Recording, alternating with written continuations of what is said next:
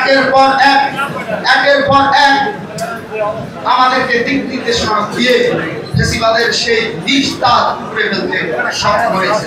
আমরা বিশ্বাস করি শহীদ রাষ্ট্রপতি জিয়াউর রহমানকে তৎকালীন সিপাহী জনতা স্বতঃস্ফূর্ত অংশগ্রহণের মাধ্যমে যেভাবে ক্ষমতার মসনদে বসেছিল, যে আশা এবং আকাঙ্ক্ষা নিয়ে, যে উদ্দীপনা নিয়ে বাংলাদেশের মানুষ স্বপ্ন দেখেছিল, সেই স্বপ্ন বিগত 15.5 বছরে দুমড়ে মুচড়ে ভেঙে গেছে।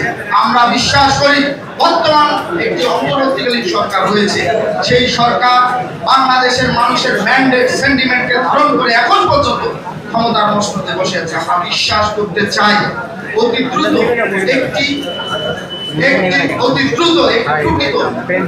নির্বাচিত সরকার হাতে ক্ষমতা হস্তান্তর করে তারা সম্মানজনকভাবে বিদায় দিয়ে বাংলাদেশকে একটি বিশ্বের দরবারে উন্নত আধুনিক রাষ্ট্র করতে সহযোগিতা করবে।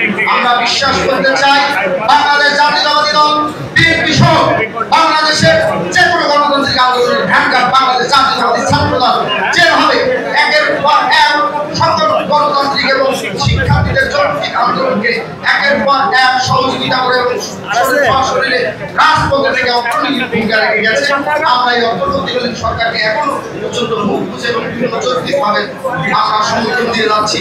আমরা বিশ্বাস করতে চাই অতি দ্রুতই একটি প্রত্যক্ষ ভোটের মাধ্যমে নির্বাচিত সরকারের মাধ্যমে বাংলাদেশ একটি আধুনিক এবং সাম্যের ন্যায়ের বাংলাদেশ হিসাবে প্রতিষ্ঠিত হবে। ধন্যবাদ সবাইকে। বাংলাদেশ জিন্দাবাদ। শহীদ রাষ্ট্রপতি জিয়াউর রহমান অমর।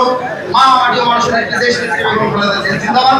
আমাদের হৃদয়ের স্পন্দন, যাকে ঘিরে আমরা স্বপ্ন দেখি, দেশ নায়ক জনাব তারেক রহমান, যিনি ইতিমধ্যেই 31 দফা কর্মসূচি প্রণয়ন করেছেন, যে কর্মসূচি বাস্তবায়ন করতে বাংলাদেশ জাতীয়তাবাদী ছাত্রদল সরকারকে ভূমিকা রাখবে, এই প্রত্যাশা ব্যক্ত করে আমি আমার সংক্ষিপ্ত বক্তব্য শেষ করছি।